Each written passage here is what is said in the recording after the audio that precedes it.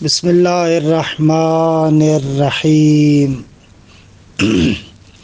وبہ نستعین انہ خیر ناصر ومعین وصلی اللہ علی محمد وآلہ الطاہرین۔ پروردگار عالم آپ تمام عزیزان کی توفیقات خیر میں اضافہ فرمائے۔ الحمدللہ خداوند منان کے لطف و کرم سے ہماری گفتگو عرفان و تصوف کے تعارف کے بیان میں تھی۔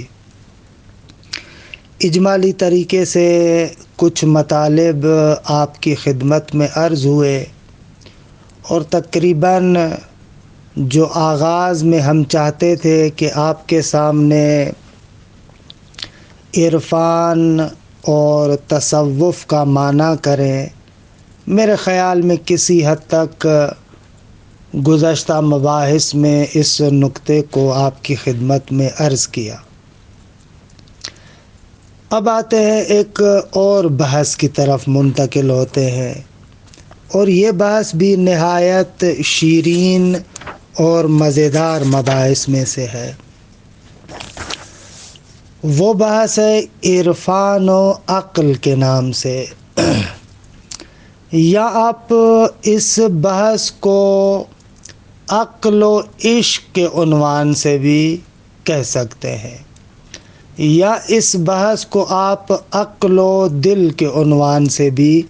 کہہ سکتے ہیں کہ ہمارے ادبیات کے اندر، چاہے وہ اردو ادب ہو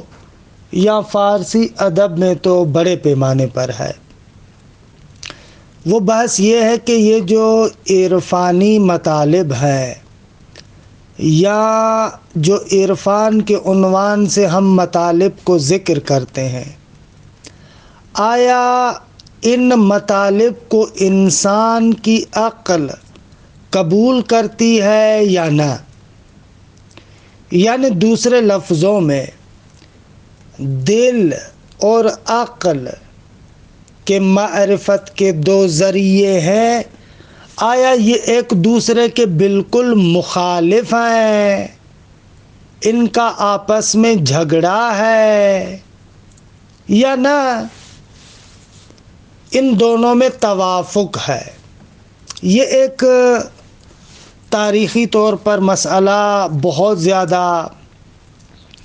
محل گفتگو بھی رہا ہے، کیونکہ عرفاء کے بہت سارے کلام کے اندر، بہت سارے مقامات پر آپ دیکھتے ہیں کہ عرفاء یا صوفیاء عقل کی مذمت کرتے ہیں۔ تو آخر کیا مراد ہے؟ آیا واقعاً عقل کے اندر سمجھنے کی توان نہیں ہے؟ عقل کا راستہ اصلاً جدا راستہ ہے، دل کا راستہ اصلاً جدا راستہ ہے۔ وہ دوسری باتوں کو سمجھتی ہے اور دل دوسرے باتوں کو سمجھتا ہے۔ کیا ہے اس ماجرا کے اندر؟ کیا کہنا چاہیے؟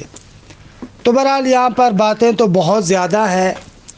لیکن ہم نہایت اختصار اور اجمال کے ساتھ آپ کی خدمت میں کچھ مطالب عرض کرنا چاہیں گے۔ اچھا، پہلے مرحلے میں جو نقطہ آپ کی خدمت میں عرض کروں گا وہ یہ نقطہ ہے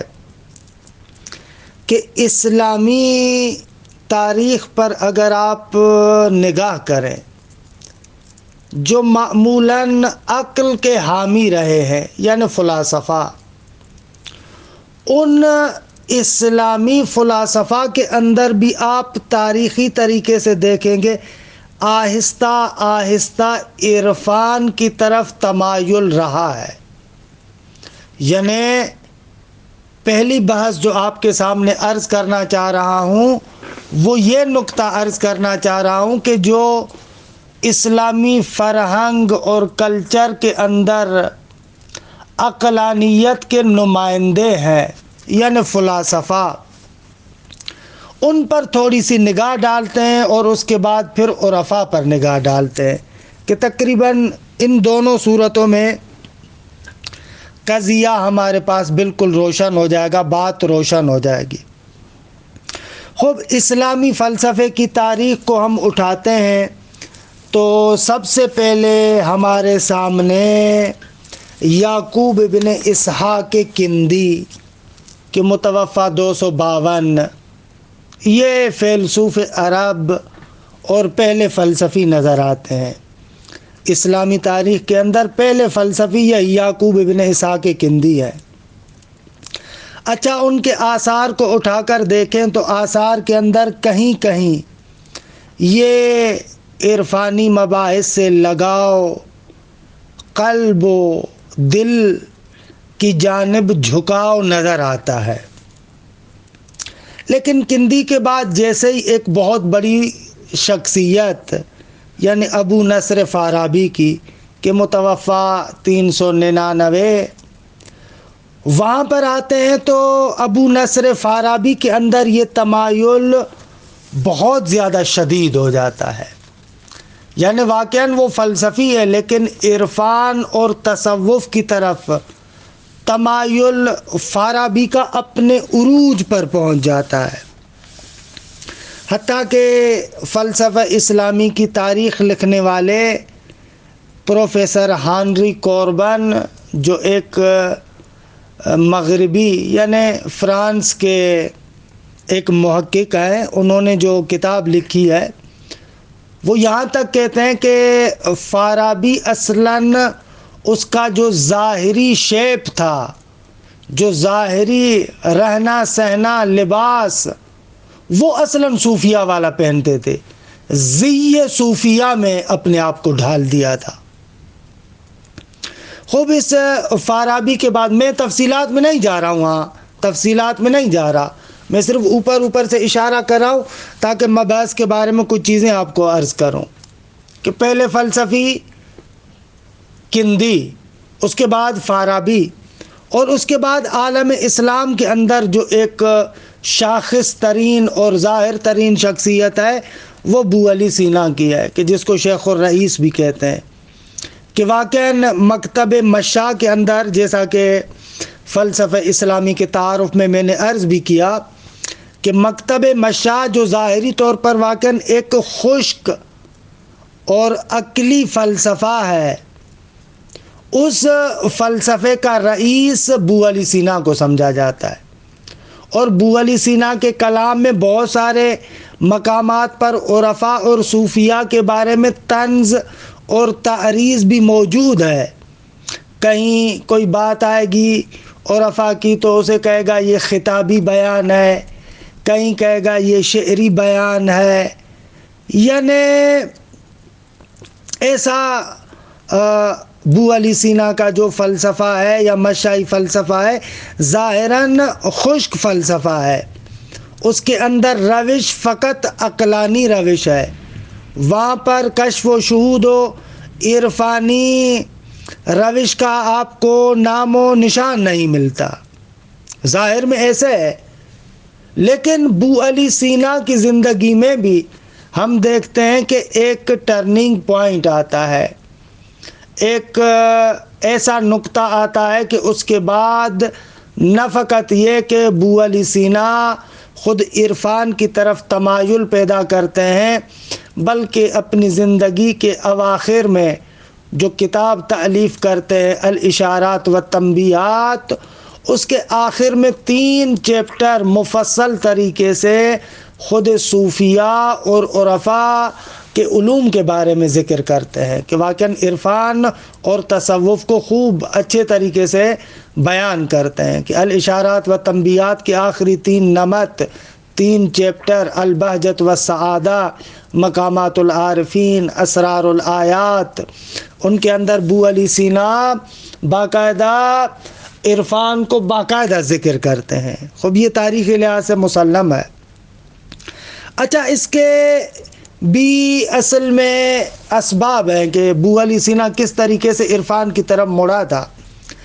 ایک جالب توجہ جو نقطہ ہے، ایک چیز جس نے ابو علی سینا کو عرفان کی طرف موڑا تھا، تاریخی طور پر ایک اشتباہ اور غلطی، یہ بھی دیکھیں کبھی کبھار ایک خطا اور غلطی انسان کے لیے ایک خوبصورت راستہ کھول دیتی ہے۔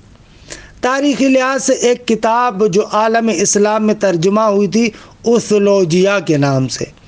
کہ تقریباً اس اوتھولوجیا کو آپ ربوبیات کے نام سے کہہ سکتے ہیں۔ یہ اوتھولوجیا عالم اسلام میں یہ اثر ارسطو کے نام سے تھا۔ اوتھولوجیا یعنی ارسطو کا اثر گردانا جاتا تھا، حالانکہ تاریخی لحاظ سے یہ اشتباہ تھا، آج کل تو ثابت ہو چکا ہے۔ یہ اوتھولوجیا ارسطو کا آثار سمجھا جاتا تھا، اور اس اوتھولوجیا کے اندر عرفانی تمایلات، شہودی روش اور تمایلات عرفانی بہت زیادہ پائے جاتے ہیں۔ یعنی خود اس کتاب کے اندر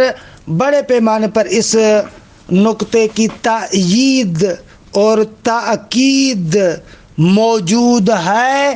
کہ فقط معرفت حاصل کرنے کا ذریعہ عقل نہیں ہے، بلکہ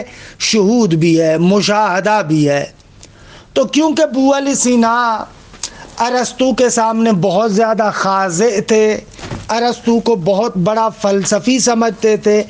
اب ارسطو کی جانب اگر ایک کتاب منسوب ہو جائے اور خود اس سے بہت زیادہ متاثر تھے، تو یہ بھی ایک تاریخی اشتباہ سبب بنا کہ ابو علی سینا عرفان کی طرف میلان پیدا کرے، اس پر توجہ کرے، دقت کرے اور اس وادی کی طرف آئے۔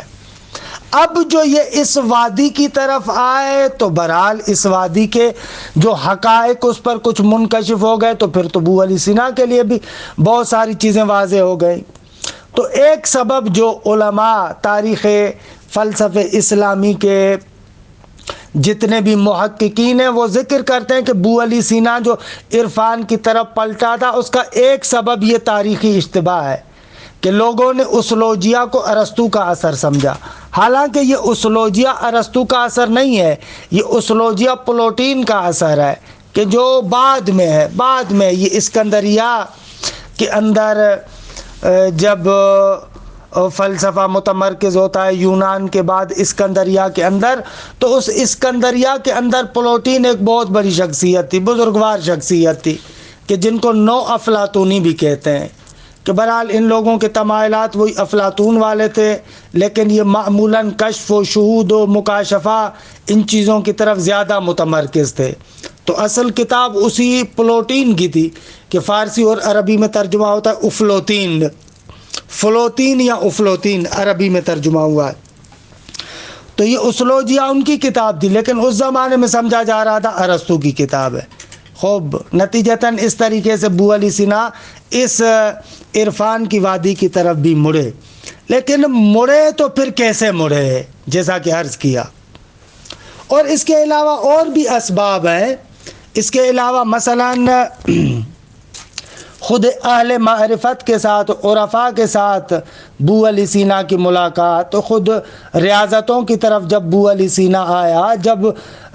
اس ریاضت کی وادی میں وارد ہوا، جب اس نے چلے کاٹے، جب اس نے اپنے نفس کی جانب اس طریقے سے توجہ کی، تو بہت سارے حقائق خود اس کے اندر سے پھوٹ کے نکلے۔ تو یہ سارے اسباب ہیں۔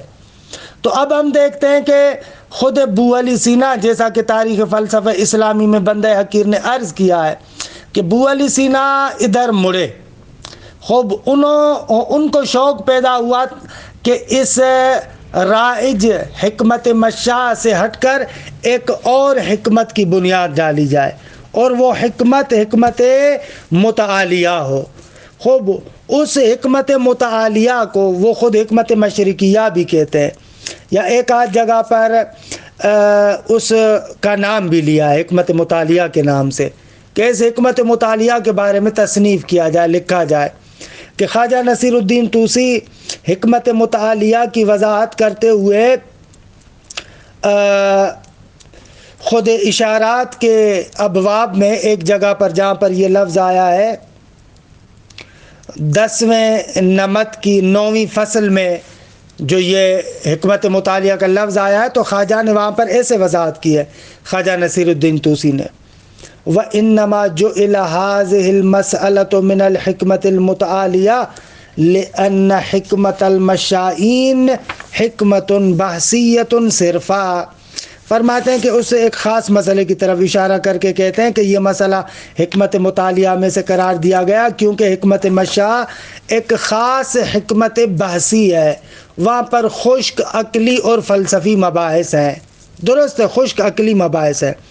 لیکن وَهَذِهِ وَأَمْثَالُهَا إِنَّمَا يَتِمُّ مَعَ الْبَحْثِ وَالنَّظَرِ بِالْكَشْفِ وَالذَّوْقِ. لیکن یہ جو مسئلہ ہے، مثلاً نفوس فلکی کے بارے میں ہی بحث ہے نا، اس مسئلے کے بارے میں کہتے ہیں کہ نا یہ مسئلہ ایسا ہے کہ جو نظر و بحث کے علاوہ اس میں کشف و ذوق کی بھی ضرورت پڑتی ہے. تو پس حکمت مطالعہ وہ حکمت ہے، جیسا کہ فلسفے کے تعارف میں بندہ حقیر نے تفصیل سے عرض کیا تھا کہ یہ وہ حکمت ہے کہ جس کے اندر ذوق، کشف، شہود اس روش کو بھی استعمال کیا جاتا ہے. کہ بہرحال میں جلدی میں گزروں، یہاں پہ رکنا نہیں چاہتا. ابو علی سینا کے بعد ہمارے سامنے جو ایک عالم اسلام میں فلسفی آتے ہیں، جو ایک مکتب کے باقاعدہ نمائندے ہیں، وہ شیخ شہاب الدین سہروردی ہے. البتہ شیخ شہاب الدین سہروردی فلسفی، نہ کہ شیخ شہاب الدین سہروردی صوفی. صاحب عوارف المعارف کی بات نہیں کر رہا، وہ صوفی اور ہے، وہ عارف ہے. لیکن یہ جو حکیم دے، فلسفی دے، شیخ شہاب الدین سہروردی، انہوں نے تو رسماً روش شہودی کو فلسفے کا جزو لا ینفک قرار دیا. کہا کہ اصلاً حکیم واقعی، فلسفے واقعی وہ ہے کہ جو اس روش بحثی سے ہٹ کر واقعاً علم حضوری اور شہودی کے ذریعے سے حقائق کو جانتا ہو. اور مزیدار بات کہ خود شہاب الدین سہروردی نے اپنے ان کی کتاب اگر اٹھا کر دیکھیں، مجموع مصنفات شیخ اشراق کے جلد اول میں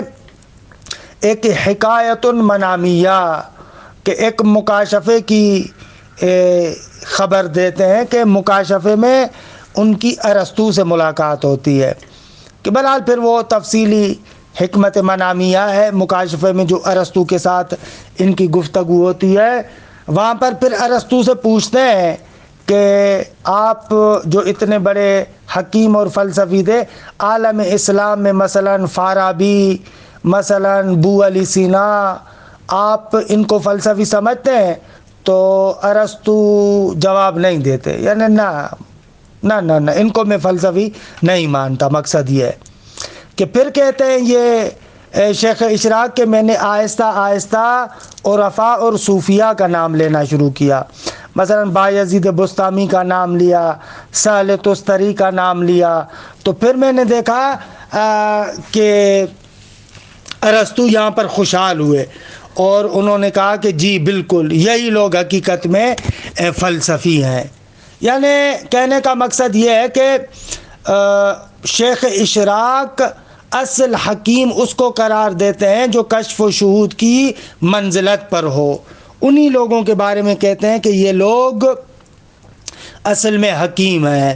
کیونکہ ایک جگہ پر اسی مجموعہ مصنفات میں تعبیر استعمال کرتے ہیں شیخ اشراق کے فَإِذَا أُطْلِقَتِ الْفَلْسَفَةُ يُعْنَى بِهَا مَعْرِفَةُ الْمُفَارَقَاتِ وَالْمَبَادِئِ وَالْأَبْحَاثِ الْكُلِّيَّةِ الْمُتَعَلِّقَةِ بِالْأَعْيَانِ. فرماتے ہیں کہ جب بھی فلسفہ کہا جاتا ہے تو مقصود اس سے یہ ہوتا ہے مفارقات یعنی مجردات اور مبادی کہ بہرحال جن کے ذریعے سے فیض پہنچتا ہے، سرچشمے ہیں.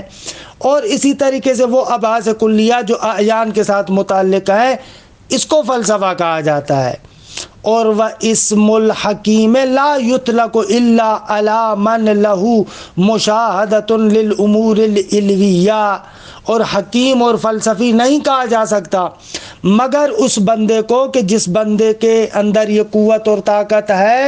کہ امور علویہ، عالم مجردات کے اندر جو عالی موجودات ہیں ان کا مشاہدہ کرے. وَذَوْقٌ مَعَ هَذِهِ الْأَشْيَاءِ وَتَعَلُّهُ. اور ایسا بندہ حکیم کہلاتا ہے کہ جو ان حقائق کا ذوق یعنی چکھنا، جس نے چکھا ہو، واقعاً اس عالم کے اندر گیا ہو، متعلہین میں شمار ہوتا ہو، اس بندے کو حکیم کہتے ہیں. کہنے کا مقصد یہ ہے کہ آپ دیکھیں، میں ایک سرسری تاریخی ایک آپ کو وہ صرف عرض کر رہا تھا نا کہ اسلامی دنیا کے اندر جو فلاسفہ ہے جب شیخ اشراق کے مرحلے تک پہنچتے ہیں تو اب اس زمانے میں ہم دیکھتے ہیں کہ شیخ اشراق باقاعدہ جیسے روش عقلانی کو قبول کرتے ہیں، اسی طریقے سے روش شہودی کو بھی مانتے ہیں کہ پھر شیخ اشراق کے بعد عالم اسلام کے اندر مثلا خواجہ نصیر الدین طوسی ہو گئے، یا مثلا محقق دوانی ہو گئے، یا مثلا میر داماد ہو گئے. یہ وہ شخصیات ہیں جنہوں نے اس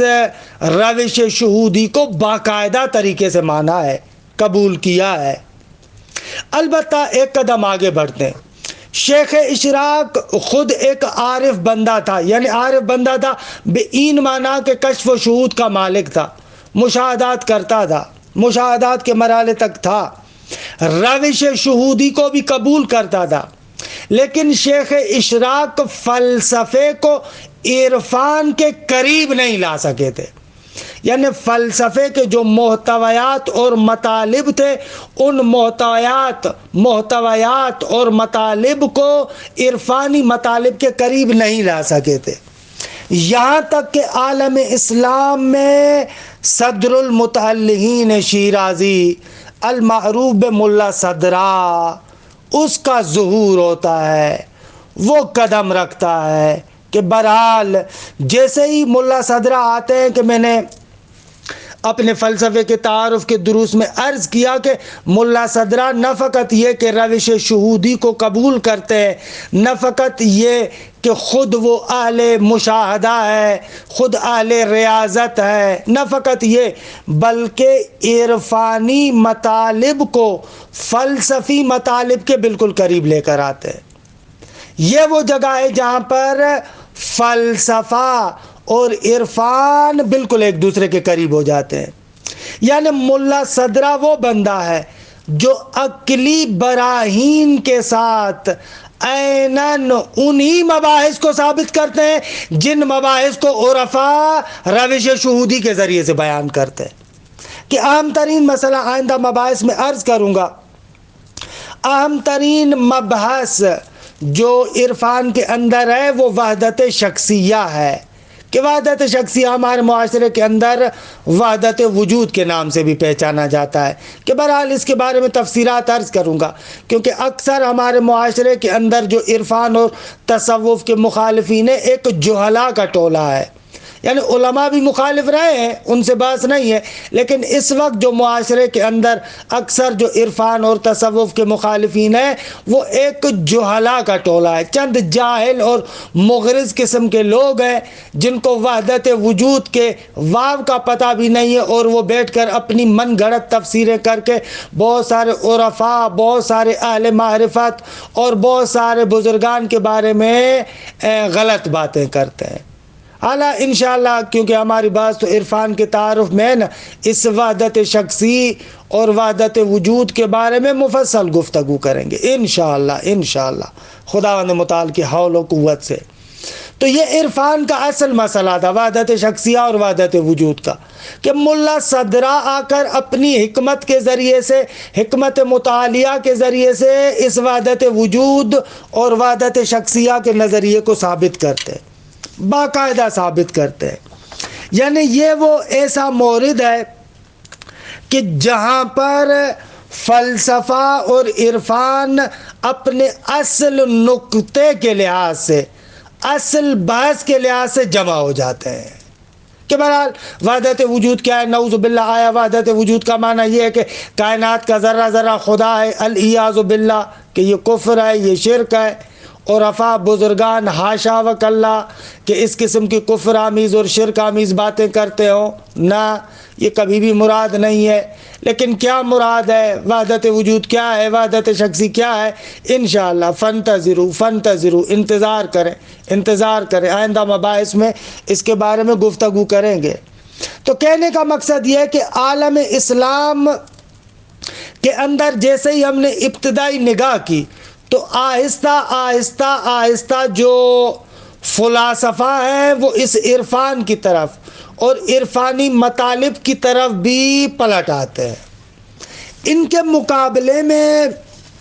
جو عرفا ہے، اچھا عرفا کی اگر تاریخ دیکھیں تو عرفا کے کچھ بیانات آپ کو ایسے نظر آئیں گے کہ جن بیانات کے اندر انہوں نے عقل کی مخالفت کی ہے،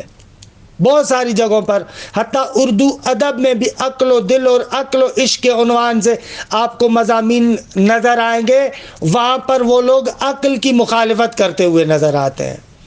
تو یہاں پر عرض یہ کرنا چاہوں گا، اصل ایک بہت ہی خوبصورت نکتہ جو آج کل مغربی سرزمین میں بھی باقاعدہ ایک فلسفی شاخ کے عنوان سے مطرح ہرمونیوٹک، اس نکتے کو سمجھنا چاہیے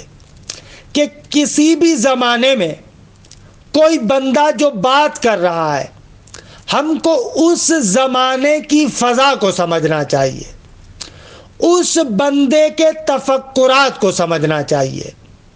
اور اس کے بعد اس کی باتوں کا معنی کریں۔ کیونکہ کیا ہوتا ہے، ایک زمانے میں ایک فضا ہوتی ہے، بعد والے ایک دوسرے زمانے میں پھر دوسری فضا ہو جاتی ہے۔ مثال معمولاً یہ جو اہل معرفت ہے، عرفا ہے، آپ کو اکثر یہ جو 5ویں، 6ٹی، 7ویں صدی کے اندر جو عرفا اور اہل معرفت نظر آتے ہیں، ان کے سامنے جو فلسفہ ہے، ان کے سامنے جو عقل کی مثال ہے، وہ عقل کی مثال عقل مشائی ہے، فلسفہ مشائی ہے۔ کیونکہ 4، 5، 6 یہ صدیاں وہ ہیں کہ جن صدیوں میں عالم اسلام کے اندر جب بھی عقل و فلسفے کی بات کی جاتی ہے تو مراد وہی عقل و فلسفہ مشائی ہے، کہ مشائی فلسفے کا راج ہے، اور کوئی فلسفہ ہے ہی نہیں، اور کوئی عقلی تبیین ہے نہیں۔ تو اب اس زمانے کا اگر ایک عارف عقل اور فلسفے کی مخالفت کرتا ہے، یعنی کاملاً اس کی نگاہ عقل مشائی کی طرف ہے، فلسفہ مشائی کی طرف ہے، یعنی وہ جو آ کر مخالفت کرتا ہے، وہ جو آ کر نقد کرتا ہے عقل اور فلسفے کو، تو اس کی مراد وہی فلسفہ مشائی ہے، وہی عقل فلسفی مشائی ہے، اس کی طرف نقد کرتا ہے، اس کو واقعہ نقد کرتا ہے، نہ کہ مطلق عقل۔ کیونکہ آج کل کے زمانے میں جب ہم فلسفہ کہتے ہیں تو فلسفے سے مراد صرف عقل مشائی نہیں ہے، فلسفہ مشائی نہیں ہے، کیونکہ آج کل کے زمانے میں مثلا عقل اشراقی بھی ہے، فلسفہ اشراقی بھی ہے، آج کل کے زمانے میں عقل مطالعہ بھی ہے، عقل صدرائی بھی ہے، حکمت مطالعہ بھی ہے۔ تو ایک بندہ آج کل کے زمانے میں اگر عقل صدرائی اور عقل حکمت مطالعہ کو رد کرے اور مثال کے طور پر عرفا کی وہ تعبیرات جو 5ویں اور 6ٹی صدی میں موجود ہیں ان کو شاہد کے طور پر پیش کرے، تو اس کو کہا جائے کہ یہ بندہ محقق نہیں ہے، اس بندے نے عالمانہ روش کو طے نہیں کیا۔ کیونکہ اس زمانے میں جو عقل اور فلسفے سے مراد ہے وہ عقل مشائی ہے، فلسفہ مشائی ہے، اس عقل مشائی کو، فلسفہ مشائی کو عرفا نقد کر رہے ہیں۔ اگر آج آپ اس کی مثال لے کر آئیں گے تو یہ غیر فنی ہوگی، کیونکہ عقل صدرائی عقل مشائی سے زمین تا آسمان فرق کرتا ہے۔ خوب یہ وہ عمیق اور گہرے اور تحقیقی نکات ہیں کہ جس سے معمولاً ہمارے عام طور پر عام افراد غافل ہوتے ہیں اور ایک ہی لاٹھی سے سب کو رونتے چلے جاتے ہیں۔ خوب ایک عالم بندے کا یہ کام نہیں ہے۔ چھوڑ دیں ان بازاری لوگوں کو جو بیچارے کچھ بھی نہیں جانتے، علم و شعور و تحقیق کے ساتھ جن کا واسطہ نہیں ہے، جو تعصبات فرقے سے بھرے ہوئے ہیں، ان لوگوں کو چھوڑ دیں۔ آپ اپنی فطرت کی آواز کی طرف دیکھیں، آپ خود اپنے قلب اور ضمیر کی طرف دیکھیں اور منصفانہ اور عالمانہ طریقے سے تحلیل اور تجزیہ کریں، پھر آپ کو جو نتیجہ ملتا ہے اس نتیجے کو قبول کریں۔ بہرحال تو ایک تو عرفاء معمولاً عقل مشائی کی طرف ناظر تھے، انصافاً فلسفہ مشائی کے اندر واقعاً بہت ساری کمیاں پائی جاتی تھی، باوجود اس کے کہ بہرحال اس کے حسن بھی بہت زیادہ ہے، لیکن بہرحال اس کے اندر کمی بھی پائی جاتی تھی۔ لہذا دیکھتے ہیں کہ متکلمین بڑے پیمانے پر حملہ کرتے ہیں اس پر، اسی طریقے سے عرفاء بھی بڑے پیمانے پر اس پر حملہ کرتے ہیں کہ میں اس داستان کو کسی حد تک فلسفہ اسلامی کے تعارف میں بیان کر چکا ہوں، لہذا گزرتا ہوں۔ ایک یہ نکتہ، بعض عرفاء جو عقل کی مذمت کرتے ہیں وہ ناظر ہیں عقل مشائی کی طرف۔ دوسرا، بعض عرفاء جو عقل کو نقد کرتے ہیں ان کا مقصود یہ ہوتا ہے کہ ادراک عقلی ضعیف ہے، ادراک عقلی کے اندر ضعف پایا جاتا ہے، کیونکہ عقلی ادراک صور اور مفاہیم کے ذریعے سے ہے۔ خوب مفاہیم کے ذریعے سے، صور کے ذریعے سے فقط علم حصولی حاصل ہوتا ہے، لیکن عارف کہتا ہے آغا حقیقت کو پہچاننا ہے تو علم حضوری کے ذریعے سے، علم شہودی کے ذریعے سے، اس طریقے سے حقائق کو پہچانو۔ اب بہت سارے مقامات پر، حتیٰ جو اردو ادب کے اندر آپ دیکھتے ہیں، وہاں پر جو کافی جھگڑے عقل اور دل کے ہیں،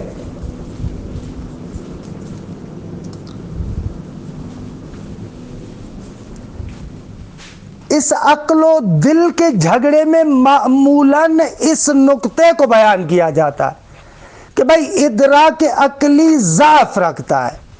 کیونکہ وہ فقط مفاہیم کی حد تک ہے، وہ فقط علم حصولی کی حد تک ہے، وہاں پر ذوق نہیں ہے، حقائق کو چکھتا نہیں ہے، حقائق کو دیکھتا ہے۔ پس جب ان دونوں کا مقایسہ کراتے ہیں، ایک دوسرے کے ساتھ نسبت سنجی کرتے ہیں، تو وہاں پر عقل کو کہتے ہیں کہ وہ دل کے مقابلے میں کچھ بھی نہیں ہے۔ اکثر جو علامہ اقبال کے اشعار میں بھی آپ کو نظر آئے گا وہ اس نقطے کی طرف ناظر ہیں کہ عقل کا کام مفاہیم کا کام ہے، علم حصولی کا کام ہے، لیکن عشق اور دل کا کام حقائق کو چکھنا ہے، حقائق کو دیکھنا ہے۔ یہ ایک موازنہ اور مقایسہ ہوتا ہے۔ یہاں سے بعض لوگ آ کر نتیجہ یہ لیتے ہیں کہ پس عقل کی کوئی اہمیت نہیں ہے۔ نہ عزیز من، وہ اس نقطے کو بیان کر رہا ہے کہ قلبی اور شہودی طریقے کے مقابلے میں عقل ضعیف ہے، یہ بیان کرنا چاہتے ہیں۔ اچھا، میں اپنی بات کی تائید کے لیے ایک بہت بڑے عارف محقق قیصری کی عبارت پہلے بھی نقل کر چکا ہوں، اس کی طرف اشارہ کرتا ہوں کہ داود قیصری شرح فصوص الحکم میں کہتے ہیں کہ مراد ذوق و چشیدن حقائق آنست کے عالم حقیقتی را از راہ وجدان و کشف دریابد، نہ از راہ برہان و کسب و نہ از طریق ایمان و تقلید۔ قیصری کہتے ہیں کہ ذوق یعنی چکھنا، حقائق کو چکھنا، اس سے مراد یہ کہ عالم اس حقیقت کو وجدان، کشف اور مشاہدے کے ذریعے سے پالے، اس حقیقت کو، نہ کہ برہان و دلیل و کسب کے ذریعے سے، نہ ان کے ایمان و تقلید کے ذریعے سے، نہ بلکہ خود اس حقیقت کو مشاہدے کے ذریعے سے پا لیتا ہے۔ البتہ چرا کے ہر یک از این دو یعنی برہان اور ایمان ہر چند بے حسب مرتبہ خیش معتبرند، اگرچہ یہ برہان اور ایمان و تقلید کا راستہ اپنے مقام پر معتبر ہے، اس کی ہم مذمت نہیں کرتے، وہ اپنی جگہ پر ٹھیک ہے، لیکن ذوق، وجدان، کشف و شہود و مشاہدہ اس کے مقابلے میں یہ کمتر ہے کہ یہ معمولاً آپ کو عقل و عشق اور عقل و دل کے مقابلے کے عنوان سے جو ادبیات میں مطلب ملتا ہے، اصل میں وہ یہ مطلب ہے کہ ان دونوں کا آپس میں مقایسہ کروایا جاتا ہے، وگرنہ اس کا معنی یہ نہیں ہے کہ برہانی اور عقلی روش اپنے مقام پر اہمیت نہیں رکھتی، نہ، جو اس کا دائرہ ہے وہ اپنے دائرے میں ٹھیک ہے، وہ اپنے دائرے میں ٹھیک ہے، لیکن وہ دائرہ کوچک ہے، چھوٹا ہے، کشف و شہود و وجدان کا دائرہ بہت بڑا ہے۔ یہ ایک نقطہ کہ جو عرفاء کے کلام کے اندر جو عقل کی بسا اوقات مذمت دیکھتے ہیں، اس کا سبب یہ ہے، اس نقطے کو بیان کرتے ہیں۔ یہ دوسرا سبب کہ یہاں پر عبارتیں ہیں کہ میں ان عبارتوں کی طرف نہیں جاتا کہ بہت خوبصورت، ملا صدرہ کے بھی خوبصورت بیان ہے، مولانا روم کے بھی بہت اچھے بیانات ہیں، کہ مشہور وہ تمثیل جو مثال ہے مولانا روم کی کہ کسی کے گھر میں کوئی چور گھس آتا ہے، بعد میں اس مالک کو پتہ چلتا ہے، چور بھاگتا ہے، مالک اس کے پیچھے بھاگتا جاتا ہے، بھاگتا جاتا ہے، بھاگتا جاتا ہے، یہاں تک کہ ایک مقام پر جب اس کے پیچھا کرتے کرتے اس پر پہنچنے والے ہوتے ہیں تو ایک بندہ کہتا ہے کہ پکڑ لیا، پکڑ لیا، پکڑ لیا۔ تو سب لوگ کہتے ہیں کہ شاید اس نے چور کو پکڑ لیا۔ جب دوسرے لوگ اس کے پاس جاتے ہیں، بھائی کیا پکڑا؟ کہا کہ چور کا جوتا پکڑ لیا۔ ارے بھائی چور کہا کہ نہ، چور کا جوتا پکڑ لیا۔ خوب کہتے ہیں کہ فلاسفہ اور جو عقل کے پیچھے ان لوگوں کی مثال اسی بندے کی ہے جس نے چور کا جوتا پکڑ لیا ہے، یعنی اثر کے ذریعے سے مؤثر تک پہنچنا چاہتا ہے۔ لیکن عارف اور جو صوفی ہے اس کی مثال وہ ہے کہ جو خود اس چور کو پکڑ لے، دبوچ لے۔ درست ہے۔ اعلیٰ اس قسم کی اور تمثیلات بھی ہے کہ میں ان سے گزرتا ہوں۔ یہ دوسرا نقطہ۔ تیسرا نقطہ جو یہ بھی ایک ہے، کبھی کبھار آپ عرفاء کے کلام میں دیکھتے ہیں کہ وہ عقل کی مذمت کرتے ہیں۔ خوب اس عقل سے مراد عقل مشوب ہے۔ دیکھیں، عقل کی ایک لحاظ سے عرفاء دو قسمیں کرتے ہیں۔ ایک عقل مشوب بالوہم، جو وہم و خیال و مادیات کے ساتھ مشوب ہے، ملا ہوا ہے، شبہات، اوہام، اغراض دنیاویہ ان کے ساتھ ملا ہوا ہے، ان کے ساتھ خلط ہے، یہ کہتے ہیں عقل مشوب، یا اس کو عقل جزئی بھی کہتے ہیں۔ خوب یہ عقل جزئی انسان کو حقیقت تک نہیں پہنچاتا، کیونکہ اوہام، توہمات، خیالات، شبہات کے ساتھ مشوب ہے، ملا ہوا ہے، مخلوط ہے، اس کی مذمت کرتے ہیں۔ لیکن اس کے مقابلے میں ایک عقل سلیم ہے، عقل غیر مشوب ہے۔ خوب اگر عقل سلیم ہو اور عقل غیر مشوب ہو تو دیکھیں اس کی مذمت عرفاء نہیں کرتے۔ آغا جان، خلاصہ کلام جو یہاں پر عرض کرنا چاہ رہا ہوں کہ وقت بھی تمام ہو گیا، وہ یہ عرض کرنا چاہ رہا ہوں کہ ہم عقل و دل کے اندر اگر خلاصتاً عرض کریں تو پوری بحث کا نتیجہ یہ ہے، اولاً ہمارے فلاسفہ جو معمولاً عقل کی وادی کو معیار سمجھتے ہیں، وہ آہستہ آہستہ عرفان کی جانب مڑتے ہوئے نظر آتے ہیں۔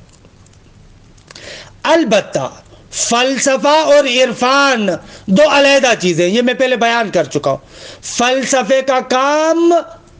یہ ہے کہ وہ روش عقلانی کے ذریعے سے مطالب کو ثابت کرے، لیکن عرفان کا کام یہ ہے کہ روش شہودی اور مشاہدے کے ذریعے سے مطالب کو ثابت کرے۔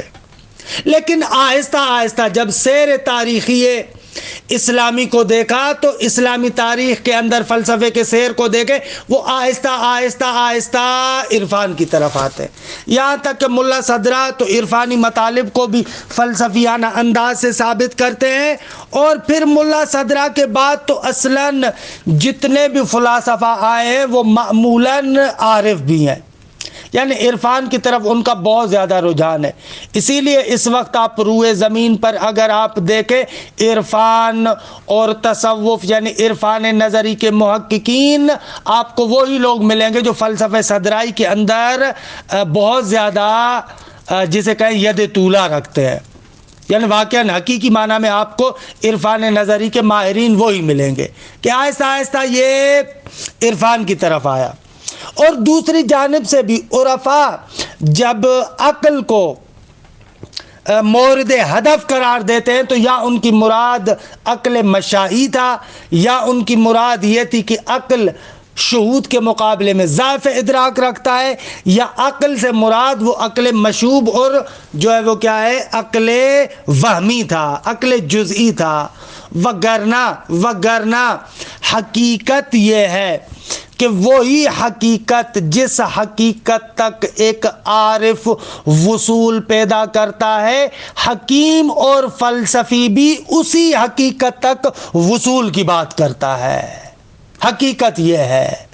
کہ بہرحال کل انشاءاللہ ایک اور بحث کہ کیونکہ میں ان مباحث سے تھوڑا سا جلدی میں گزر رہا ہوں، عرفانی مباحث میں وارد ہو جاؤں، کل انشاءاللہ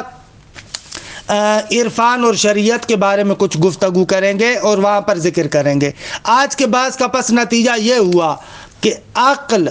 اور دل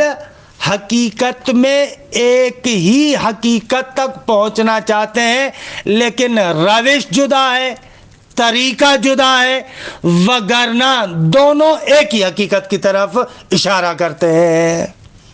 وصلی اللہ علی محمد وآل بیتہ الطیبین الطاہرین۔